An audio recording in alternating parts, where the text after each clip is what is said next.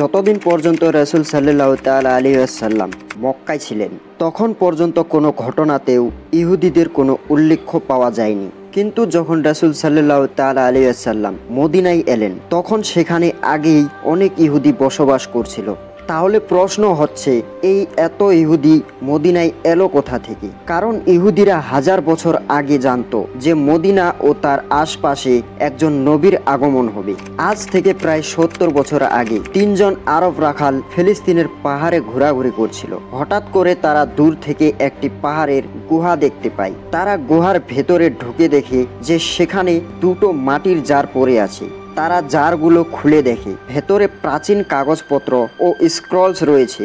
তারা ভাবলো এইসব কোনো দামি কিছু না, তাই সেগুলা সামান্য টাকার বিনিময়ে বাজারে বিক্রি করে দিল। সেখান থেকে স্ক্রলগুলো এক মার্কিন বিজ্ঞানীর হাতে আসে যার নাম ছিল জন সি ট্রেভর। তিনি বুঝতে পারেন এগুলো ইহুদিদের আসমানি কিতাব, এরই প্রাচীন সংস্করণ, তবে খুবই ভিন্ন ধাপে লেখা। তিনি এগুলো তুলনা করেন সেই সময়ের সবচেয়ে পুরাতন তওরাতের কপি 1800 বছর পুরনো সঙ্গে, আর দেখতে পাই এই স্ক্রলগুলোর লেখার ধরন স্টাইল একেবারে একই রকম। পরে এই স্ক্রলগুলো কাগজ কার্বন ডেটিং করা হয় এবং দেখা যায় এগুলো কমপক্ষে 2200 বছর পুরনো। মানে এই স্ক্রলগুলোতে যে তওরাত লেখা আছে তা এমনকি হযরত ঈসা আলাইহিস সালামের আগমনের বহু আগের। এই স্ক্রলগুলোর পুরো তওরাত না হলে তওরাতের অনেক গুরুত্বপূর্ণ অংশ এতে ছিল।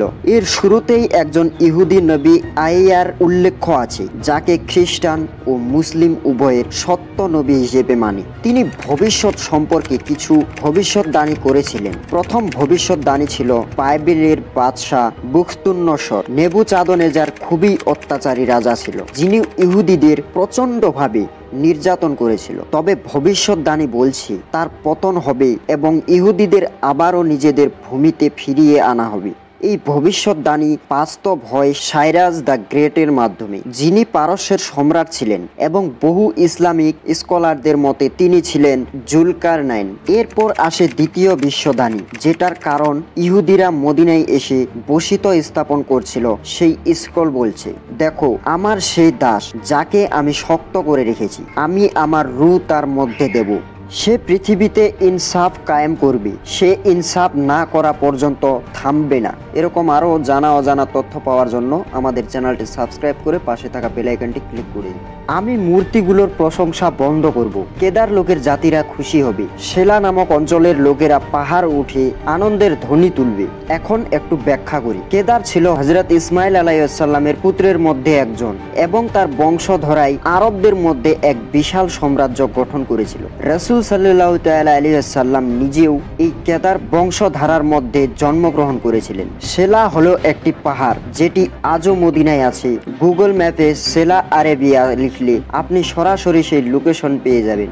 এই পাহাড় মসজিদে নববী থেকে মাত্র 500 মিটার দূরে। তওরাতে বলা হয়েছে সেলার লোকেরা আনন্দে পাহাড়ে উঠে চিৎকার করবে, কারণ তাদের মাঝে এমন একজন আসবে যিনি দুনিয়ার ইনসাফ কায়েম করবেন, অর্থাৎ নবী সাল্লাল্লাহু তাআলা আলাইহি ওয়াসাল্লামের ভবিষ্যৎবাণী তওরাতে বহু বছর আগে করা হয়েছিল।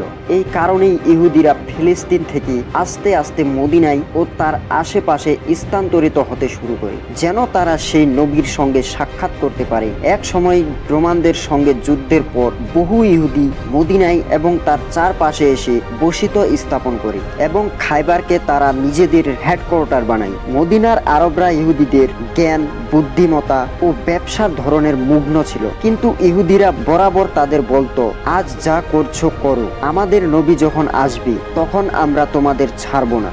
মদিনার লোকেরা প্রজন্মের পর প্রজন্ম এই কথাগুলো শুনেছি, ফলে তাদের মধ্যে এরকম বিশ্বাস তৈরি হয়ে গিয়েছিল যে খুব শীঘ্রই এক নবী আসবেন। এই প্রেক্ষাপটে একদিন মক্কা থেকে একজন ব্যক্তি মদিনায় আসেন যার নাম ছিল মুসআব বিন উমাইর। তিনি মদিনার লোকদের ইসলামের দাওয়াত দেন এবং বলেন মক্কায় একজন নবী এসেছেন যাকে কেউ মানছে না। মদিনার লোকেরা তখন অবাক হয়ে যায়, এক আরবি ভাষাভাষী নবী। তারা ভাবে এটা নিশ্চয় সেই নবী যার ব্যাপারে ইহুদিরা এতদিন হুমকি দিত। সুতরাং মদিনার লোকজন দুনিয়ার প্রথম ইসলাম গ্রহণ করে। পরে যখন ইহুদিরা জানতে পারে নবী একজন আরব হয়েছেন, তারা তখনই অস্বীকার করে যে এটা সেই নবী, যদিও তাদের কিতাবে স্পষ্ট ভবিষ্যৎবাণী ছিল।